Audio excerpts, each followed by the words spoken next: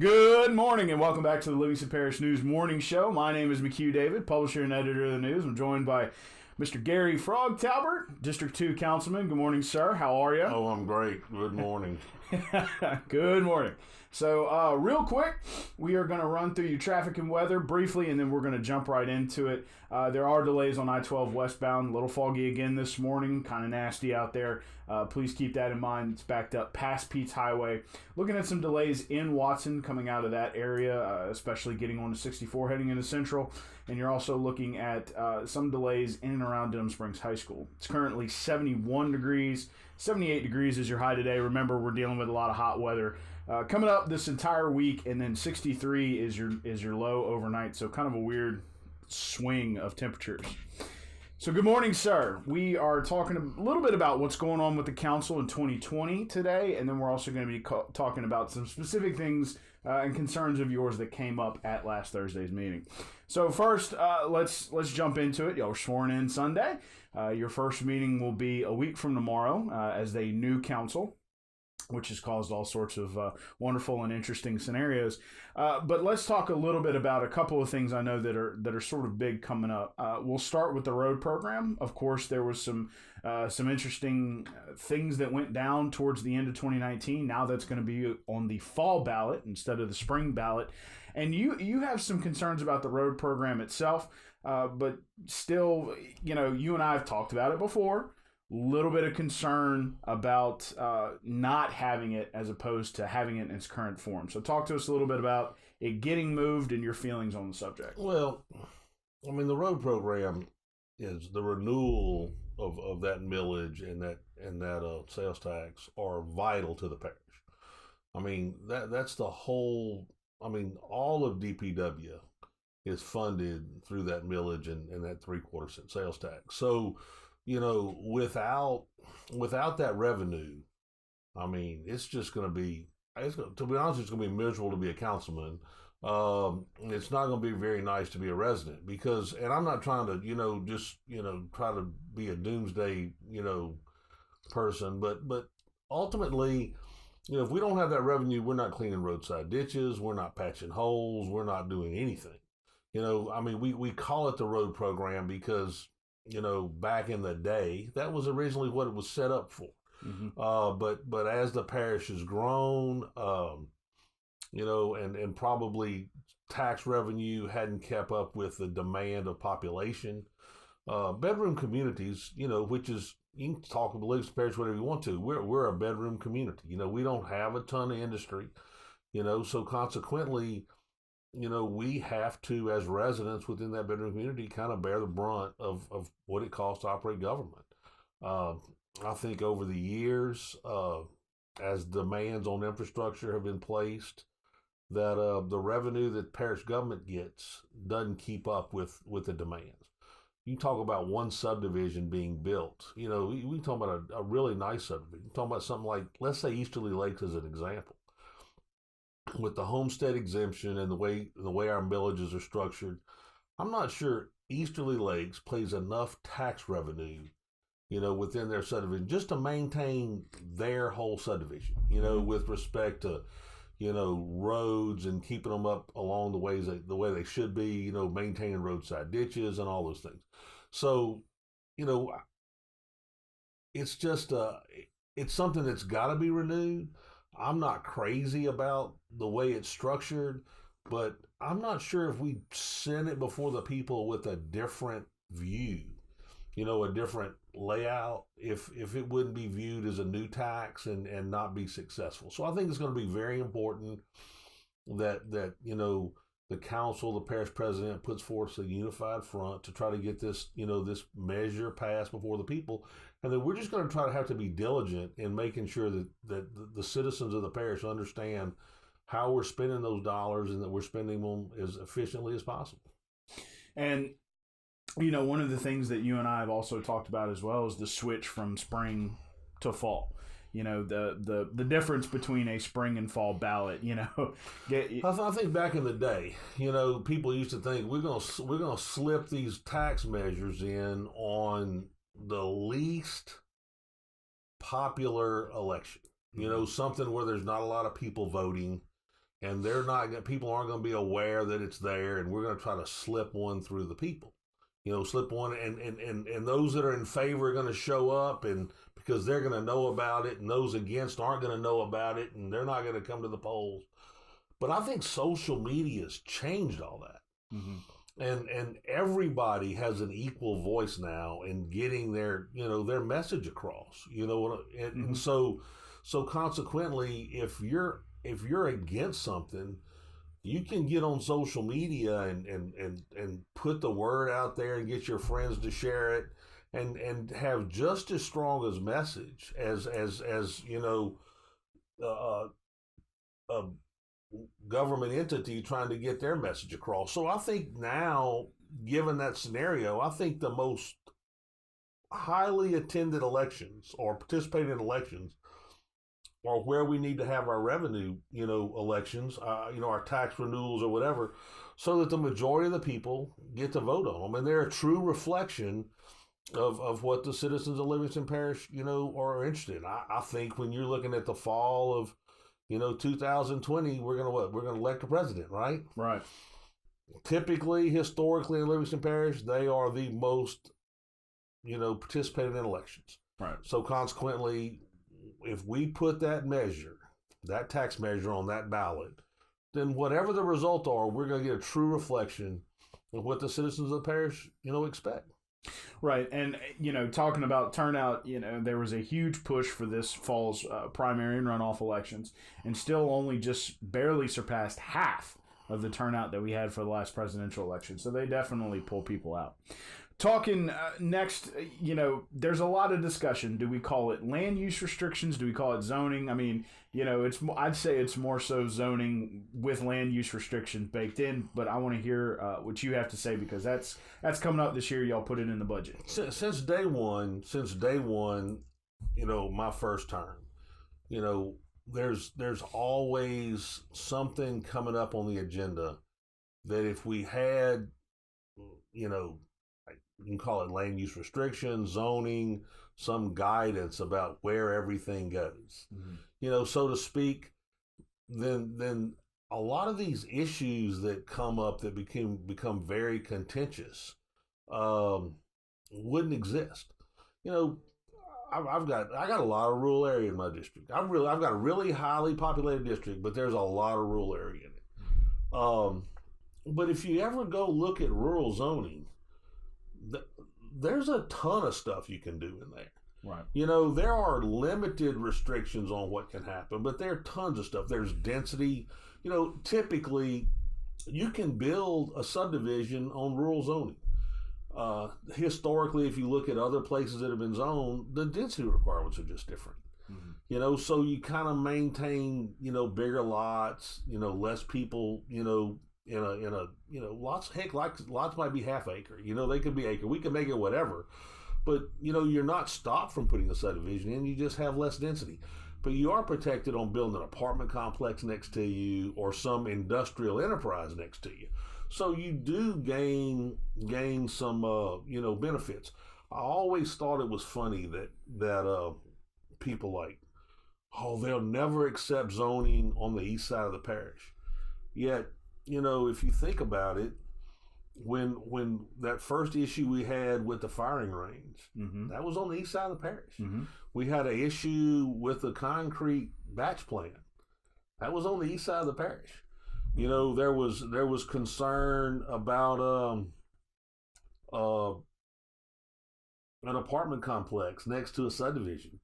Mm-hmm. That was kind of in the central part of the parish, but it was, that area around Walker is becoming more densely populated, but probably 8 years ago, that was considered the east. You know right. what I'm saying? So I think you just got to look, and it was just, back in November mm-hmm. that we had a discussion about a subdivision being built on the border of Council District 8 and 9 mm-hmm. out on the east side of the parish. And so I think as you see the parish grow, and more people moving to these more rural areas and development happening more rural areas, that you're going to see a more acceptance. It's kind of like you can't tell me what to do with my property, but I want to be able to tell you what you can do with yours next to my property. And that's just, we're going to have it one way or the other, you know? So, right.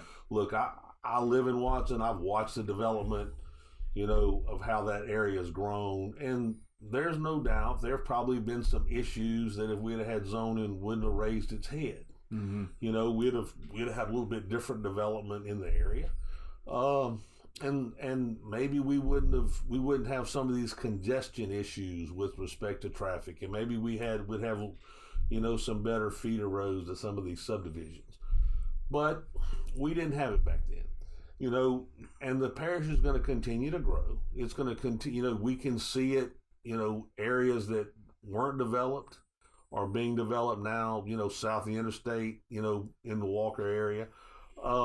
We probably need, before, you know, the whole parish is built out, we really need to address, you know, how we're going to move forward so that, you know, we protect the citizens that are here. We don't care that people are coming. We just want to be sure that those people coming don't disrupt the quality of life of the people that are already here. And, you know, the best way to do that is to protect land use rights before it happens. So now that we've talked about those two issues, another big issue coming up in 2020 is FEMA compliance. Some things came up on Thursday, both regarding FEMA. One was more direct. The other one, you know, through hazard mitigation. We're going to talk about that first. The result of that was you brought up that the council, by ordinance, has the ability to come up with a committee to do procurement scoring and grant scoring and that kind of thing. Let's talk about how we got there. So you have a slew of hazard mitigation grant program grants coming through FEMA. They were all scored through the Department of Homeland Security here in Livingston Parish. Few discrepancies. I'm gonna let you go from there. Well, the Allen Bayou project is a project that sits there in Gravity District Drainage 1. It's a project that's been needed. You know, prior to the flood, it was a project that was needed.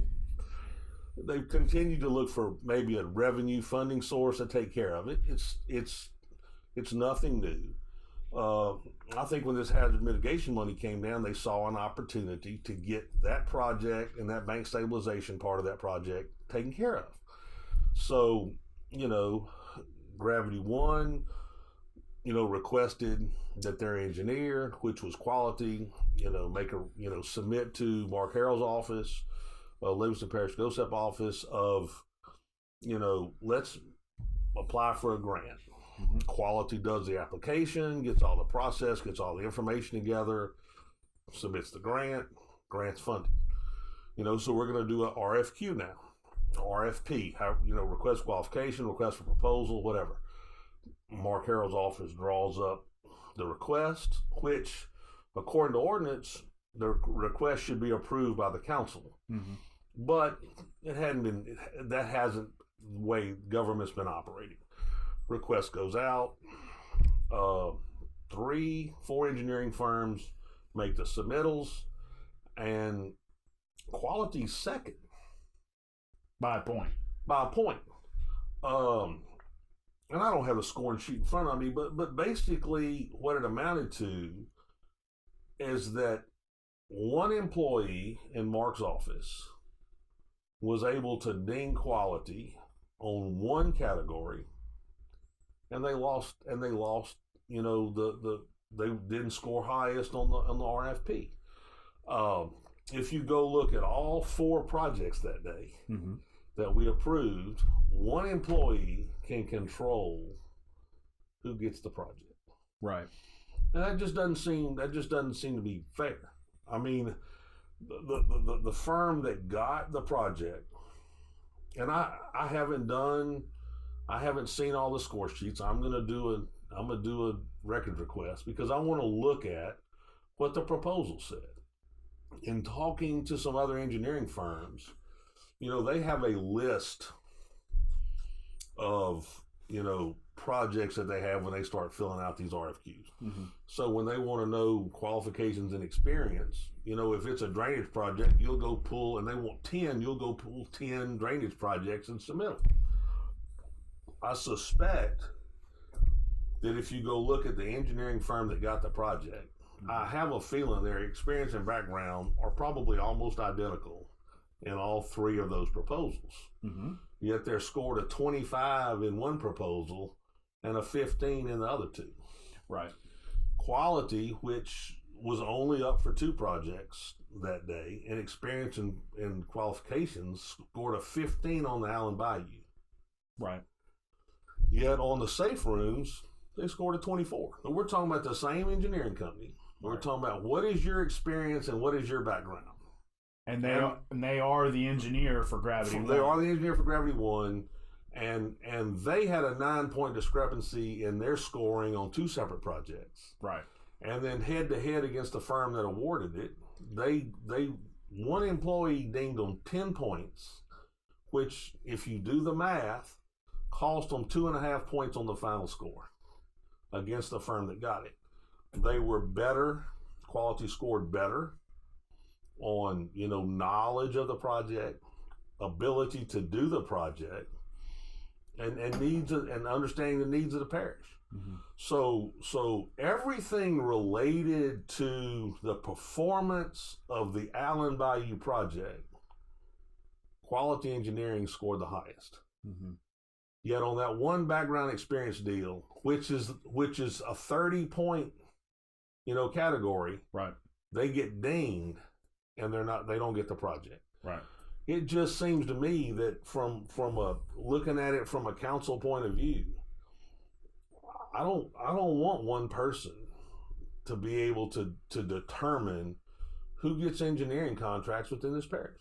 The whole purpose of the process is to, make it a fair and balanced playing field. So by ordinance, the council can set up a procurement committee to do that. And I think the feeling of the council is that we need to do that. This specific project, when you passed out those scoring sheets and everybody analyzed it and looked at what happened, one employee of the parish controlled who got 4 projects. Right. And I just feel that they don't think that is the way we need to move forward. So hopefully, this new council will put a procurement committee together and start analyzing those RFQs in a public meeting. Right. I mean, if we set a procurement committee up and we analyze those things, then we'll have to have a agenda posted, and the public is more than welcome to be invited. Nobody's at Mark's office when they're doing these things and voting. You know, so to me, little sunshine isn't going to hurt anything. The procurement committee can make a recommendation to the council. The council can then move forward with choosing one of those firms. I think we need to we talked about the RFQ process and the council confirming what the RFQ says before it's sent out.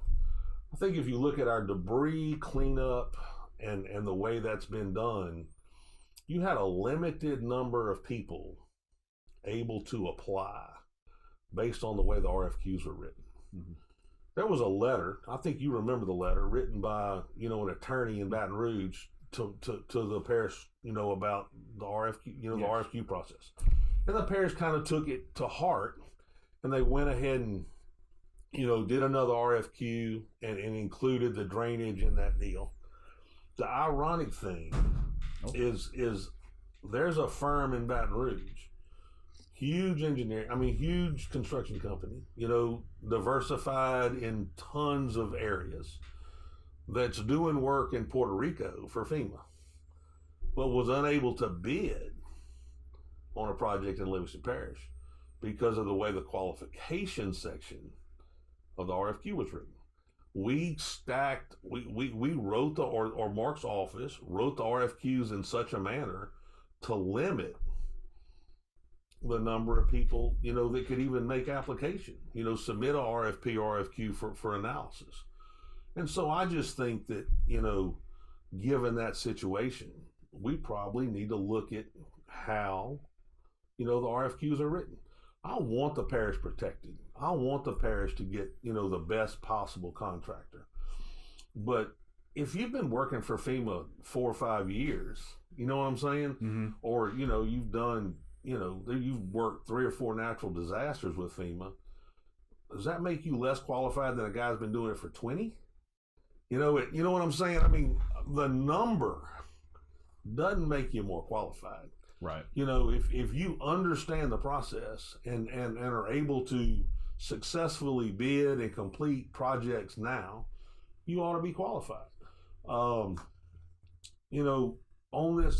this hazard mitigation stuff that we've going now, some of these cleanups, these canal cleanups that we're getting done.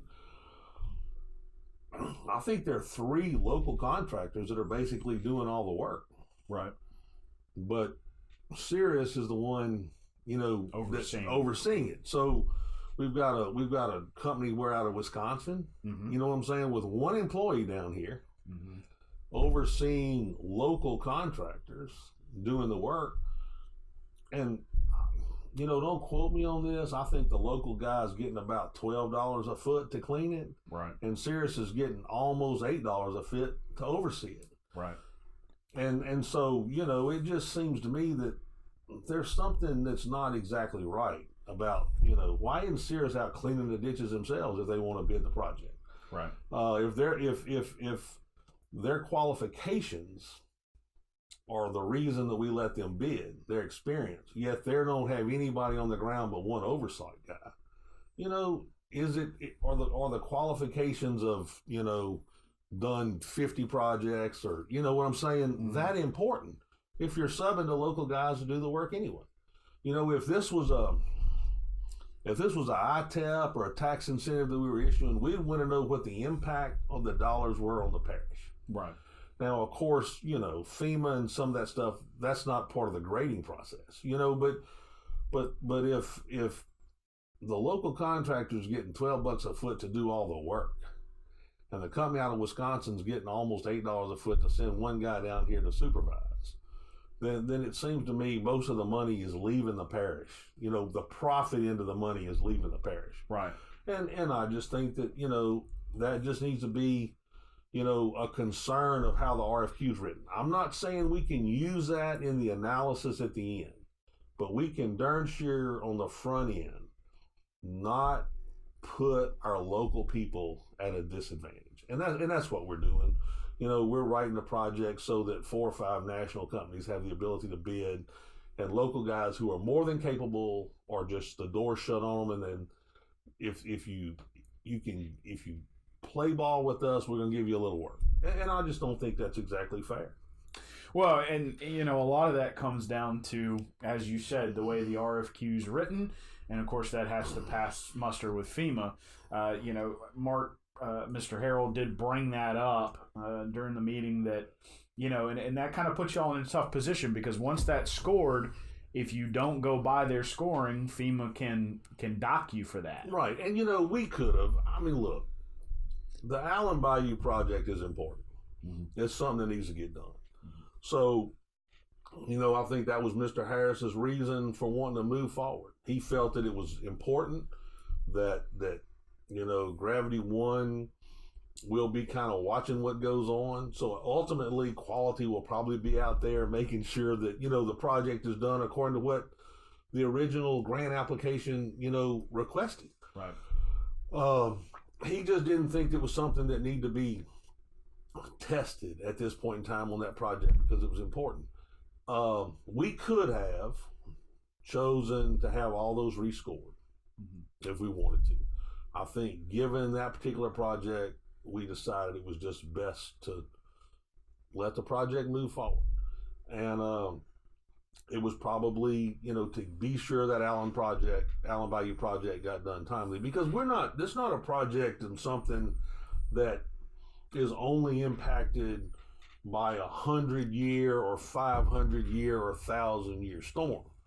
We're talking about a project that in a 25-year rain event will have significant impact of the people around it. So, we get those kind of regular. So it wasn't, the people around that project didn't need to suffer over what, was perceived could be, a political disagreement. Mm-hmm. Weren't happy with the scoring. I voted no. Hell, the project was gonna pass. It was gonna move forward. So, my no vote was a vote just to say, I'm not happy with the way this process is going. In no means was it about, we don't want to get this done. Right. So I think we need to continue to look, we need to put the people of the parish first. And if a project comes up that's super important, something that could, a regular rain could impact the people, then I think we need to let it move forward, make our point, try to get these things straightened out, and be sure that the citizens are taken care of and watched out for, and that the parish dollars are being spent. Wisely. You heard Mark say that, in theory, that 1.2 billion of the watershed initiative, mm-hmm. there's been, talk of kind of like a global match coming out of that. You know mm-hmm. what I'm saying? That, mm-hmm. Like the safe rooms, mm-hmm. that's being funded, but in theory, that 25%, which is going to be put up by the fire department, could be reimbursed out of that, $1.2 million, $2 billion watershed initiative money. The same thing about those other three projects. However, there's no letter written to that effect right now. Right. So consequently, the parish is on the lick line for that 25% match. Whatever government entity it is, that's responsible. The same thing on that hazard mitigations. We got a 10% match on that. Mm-hmm. And when that first came down, Mark and they were talking about like $50 million worth of work, right? Right. 10% of that's $5 million. Mm-hmm. I know a project up in St. Francisville, on the Cat Island project mm-hmm. up there, to kind of reclaim the roads up there and stuff. The parish is going to struggle making the match. The contractor up there that got the job is actually going to help the parish make their match by making some contributions back, be it in kind or cash, to help the parish along. And that was something negotiated after the contract. If we've got Cirrus walking out of here with $7.90 something a foot, mm-hmm. $2 a foot back from them, in kind or whatever, would cover our match. Right. And there are some contractors, I guarantee you, that would be glad to do our some of those contracts mm-hmm. under that scenario. Right. I think if you look at the budget this year, every project that had been funded, in theory, in the 2019 budget, had the match allocation, mm-hmm. But there is nothing budgeted in 2020. We had that discussion the last day of the last meeting of the year when we approved next to last we approved the budget, that there is no money allocated, for match. So any surpluses that we have within the budget now will be hit, right, as we move forward. So, if we save $1 million on a match contribution from a sub, or from a contractor, that's $1 million worth of roads that can get done. Mm-hmm. Or, some other, related. We can clean some ditches in some unfunded gravity drainage districts. I mean, there's all kind of things that can happen with that money. So just because the government's paying for 90% of it doesn't mean that we don't need to try to find some way to offset that 10%. And so, I think as a parish, we should look to those contractors to help us along. Because I guarantee you, that's what some of these other parishes are doing. That's what West Feliciana's doing on the Cat Island project.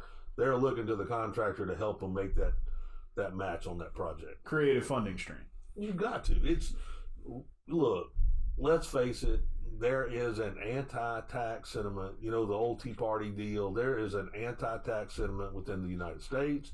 It exists strongly within Livingston Parish. So as a government, we need to do everything we can do to make sure that dollars are being spent as wisely as they can be. There was discussion in the last meeting when we approved the budget of the 2020 budget, 2019, about the carryover of the road fund. Mm-hmm. And we're hoping that, by April, we'll have a new updated list, scored We'll take all the roads that are currently, under repair or, being done off, update the new list, come up with some dollars that can be spent in 2020.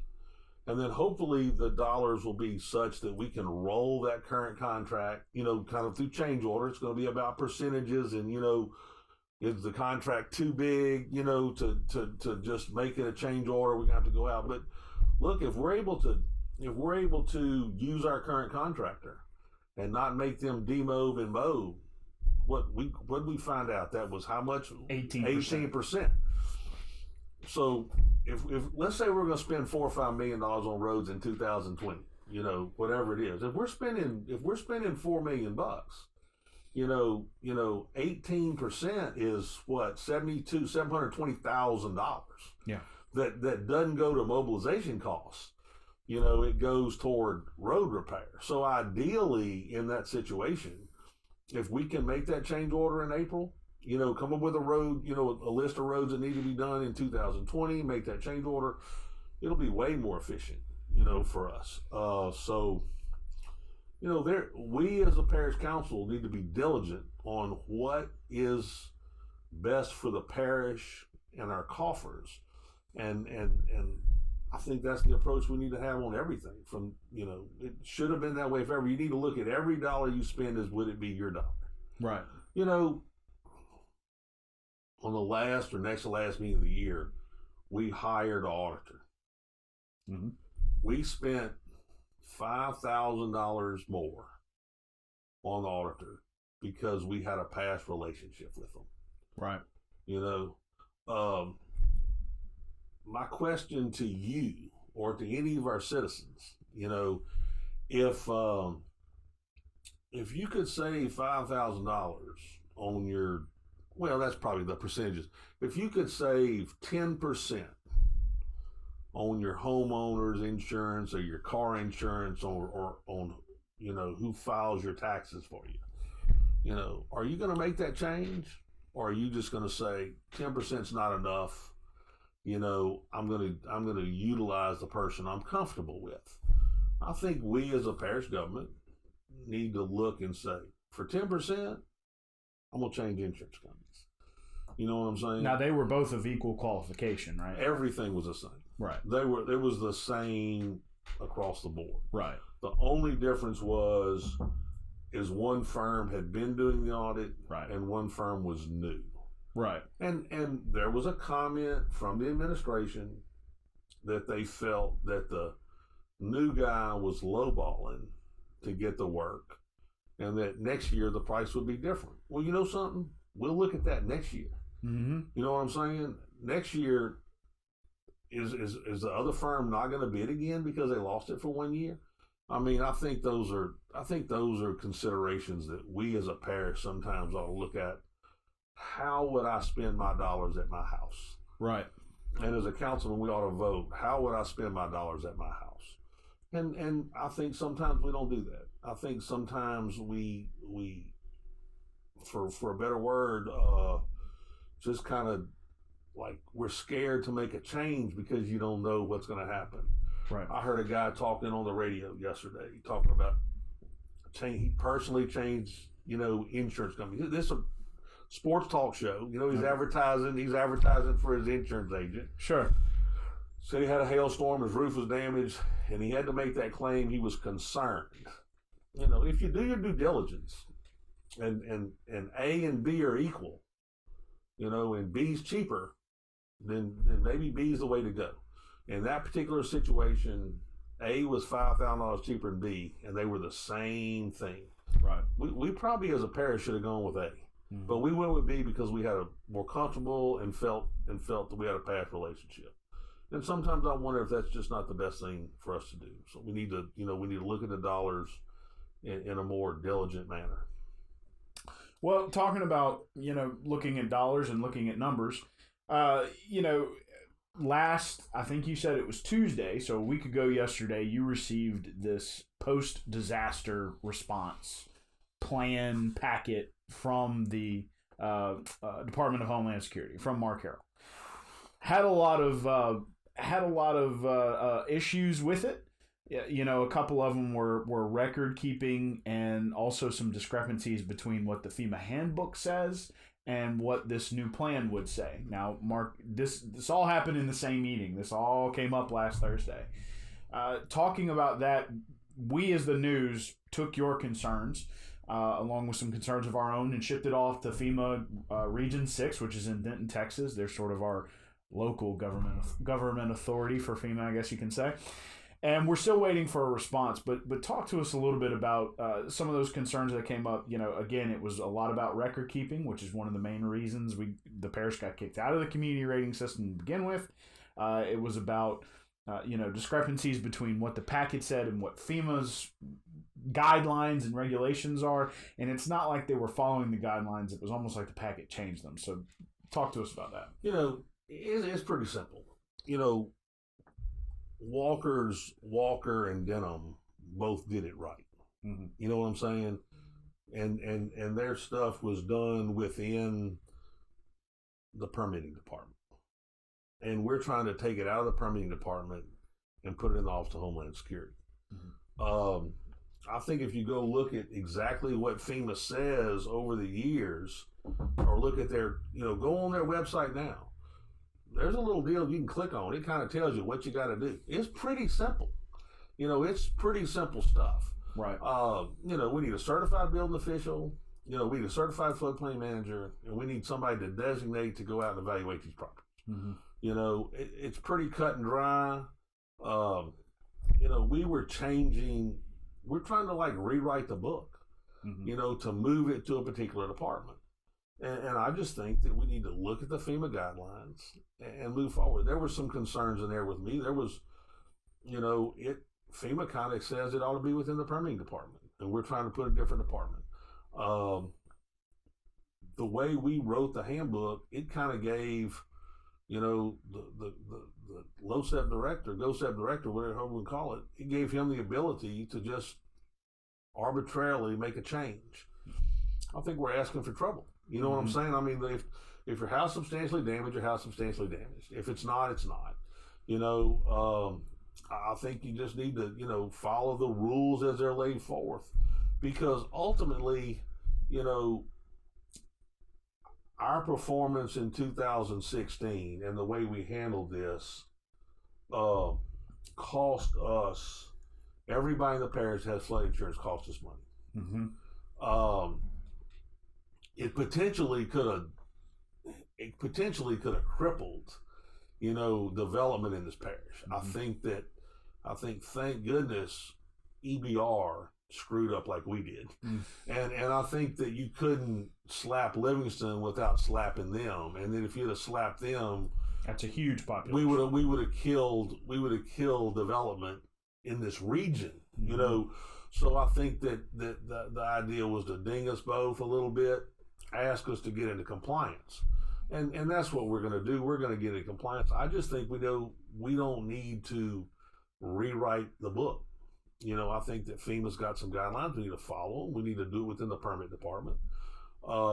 If we need to hire somebody, let's do it. There was a part of that handbook that allowed us to put standby inspector contracts together. Mm-hmm. Hell, FEMA says we'll send people down to help you. They asked us last time. We told them we didn't need any help. And Denham and Walker took the help. took the help. So I just think that, again, looking out for the tax dollars and the citizens of our parish, we need to be diligent, with what we do. And if FEMA's going to give us help, then take it. Right. There's no need for us to create a level of bureaucracy and cost associated with running a program that FEMA will help us with. Heck, there's an organization, if I'm not mistaken, there's an organization of certified floodplain managers that exists within this state that would come help, in natural disasters if you reached out and asked. Right. I think we don't need to be so proud. I think, if we need help, we need to ask for help. And so consequently, I just had some concerns. I think it was too big. It's too important an issue for us to get something on Tuesday and then supposedly read it, digest it, and understand it, and make it, introduce it as law on Thursday. I think it needs to go before. We've recommended go before the ordinance committee. Let them evaluate it. Let them know exactly what it says. You know, we can come ask the state floodplain manager to come speak to us. There's all kind of people we can have come give us their quote unquote 2 cents, so that we turn out, you know, a booklet that complies with FEMA, that meets their guidelines. It'll be efficient for the citizens of this parish if we have another natural disaster. I mean, right. I pray to God like everybody else that we don't, but if we do, we need to be prepared. And so, you know, it sounds like I'm picking on Mark, and I'm not. I just think that, you know, GOSEP was designed, the legislature, when they, you know, passed that law years ago to create that thing, had some, you know, avenue of what they did. And now all our grants are within that. We're gonna, you know, we keep stacking stuff in that department. And I think we're getting away from what that department originally was intended for. We need to put things in the area that they belong, so that, you know, it's more open, you know, to the public, more visible to what's going on, you know, within the parish. A lot of these FEMA books talk about specific people with specific certifications. We both know that up until recently, and recently is relative, about 8 months ago, the parish started finding these certified people or having internal people trained. Still lacking in a couple of areas there, especially a true certified building official. You know, do you think that they should hire somebody, or somebody from within should be trained? You know, here's the deal. Everybody within that's working in government, you know, has the ability to go get certified. Mm-hmm. You know, if we need a certified building official, then let's pick somebody within that department and let's go get them certified. Right. There's no need for us to hire somebody from the outside. Mm-hmm. Now, if we don't have anybody capable, which I have a hard time believing that, you know, I believe we have plenty of good people within that department that are more than capable of becoming certified. And if that's what we need, let's send somebody, let's get them certified.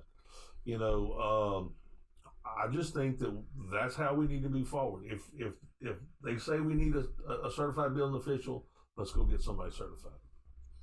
And you know, if we know that's coming, we should have already been moving in that direction. You know, and so I just think that's what needs to happen. All right. Well, anything else you'd like to add this morning? We have talked for a pretty stout 42 minutes. No, just, you know, be involved. Council meetings are typically on the second and fourth Thursday. However, the month of February, they're going to be on the first and third. Little glitch. I tell you what I want to talk about. I want to talk about the unusual circumstance that happened this year. You know, our home rule charter talks about people being sworn in and the new council taking effect on the second Monday of the month of January. You know, we had a meeting on the second Thursday, which fell before the second Monday. I think the council needs to look at asking the people to amend the home rule charter that require that the swearing in and council take effect before the second Tuesday of that January.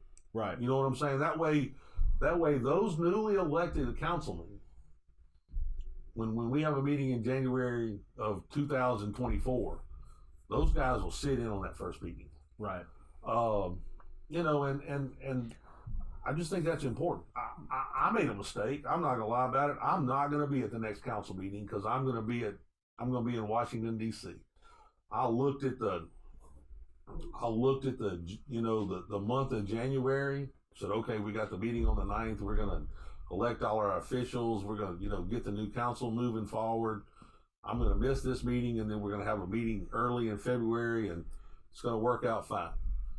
Heck, I had no idea before I bought airplane tickets and booked hotel rooms and bought tickets to the Washington D.C. Mardi Gras that meeting on the 23rd of January is when we're going to elect chairman, you know, vice chairman, and you know, Randy and Gerald were going to be their first meeting. Right. I feel terrible that I'm not going to be here, but you know, it is what it is. I think in the future, if those guys are elected, they need to be available in that meeting. So it's something we need to look at. I don't think people thought about it. You know, the state does it that day, you know, but Right. typically, you know, if we're going to meet the second Thursday of January, the new council needs to be in place. Right. So we probably need to amending that part of the home rule charter so that it requires us to have that deal. Right, and I had wondered about that because as we came into the first meeting, you know, Jeff Everett and Tab Lobel showed up, and I said, "Wait a minute, we haven't had a swearing in." Yeah, so and ironically, you know, we were gonna try to do. We wanted to work within the framework of the home rule charter. If you remember at that meeting on the 9th, we were going to have a special meeting on the 12th. You know, after the swearing in to elect a chairman and vice chairman. And, you know, Chris, the parish attorney, Chris Moody, you know, off the cuff, thought it would probably be okay.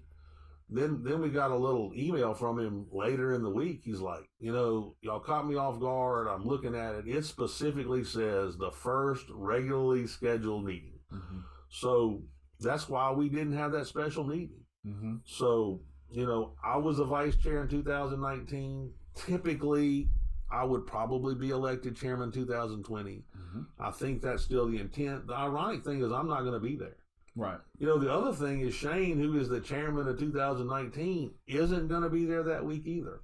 So we're going to roll into that meeting on the 23rd without a chairman and without the vice chair as they existed, you know, that were elected in 19. We're going to have to appoint somebody to sit, you know, from the council to open that meeting.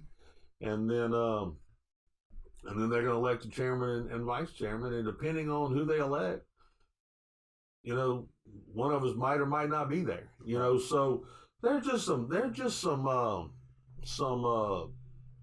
probably some housekeeping stuff that probably needs to be taken care of. Right. And I made the mistake. I never anticipated, you know, that meeting on the 9th, we wouldn't handle all that business. You know, it just never crossed my mind that the swearing in, I'm just thinking, you know, the 9th, the first meeting of 2020, the new council guys are going to sit there. Never thought about the fact that they're not going to be sworn in till after that meeting. Right. So, you know, given that situation, probably for the future, before the next council seated, we probably ought to look at doing some house cleaning on that deal. And within the home rule charter. Within the home rule charter. It's not something that can be fixed by ordinance. We're going to have to, and so if it's something we're going to do, we probably need to take it up now. Mm-hmm. We got a presidential election coming up. It'll basically cost us a little bit of nothing, you know, to put an item on the ballot, you know, in the fall of 2020. So it might be something that we as a council look at, try to get done to get on that ballot. Right, because the very definition, I think that takes lame duck to a whole new level because you've got to wait, not a wasted meeting, but it's an extra meeting where those guys don't really want to move forward. Yeah, think of this meeting. We had 7 incumbents. You know, this term we got 7 incumbents coming. Right. Think about the previous council. Mm-hmm. We had 9 new people elected 4 years ago. Just think if we had had a meeting in January of 2016. And no new councilman sworn in. Right. You know what I'm saying? It would have been, you know, I'm sure those guys and ladies would have come and done their job. But it's just a unique situation that we, in theory, could have a meeting before the swearing in. It's probably something we need to look at. Just do a little housekeeping and correcting. Well, thank you, sir. Appreciate your time this morning. Again, this is Mr. Garry Frog Talbert of District 2. It's the Watson area. As he said, you know, there'll be a vote next Thursday on the president or chair and vice chair for the parish council. We appreciate you talking about the issues that have been coming up and that will be discussed this year. It's probably going to be a year-long deal for several of these issues. So we look forward to covering that. Once again, my name is McHugh David, publisher and editor of the news. Appreciate you joining us this morning for the Livingston Parish News Morning Show. Extra long this morning, as it always is. We like to talk. Remember that we are in the middle of a warming trend. It's going to stay warm through Friday. It's going to rain overnight Friday to Saturday and get cold over the weekend. Currently 75 degrees. You're looking at 78 is your high, 63 your overnight low. Please check us out on Facebook, Twitter, LinkedIn, Instagram, and YouTube. We are once a week in print on Thursdays. We are online, www.livingstonparishnews.com. We also have an app to go with that. We will be back tomorrow morning. Have a surprise guest for you. Looking forward to that. And we will catch you in the morning. Hope you have a great day.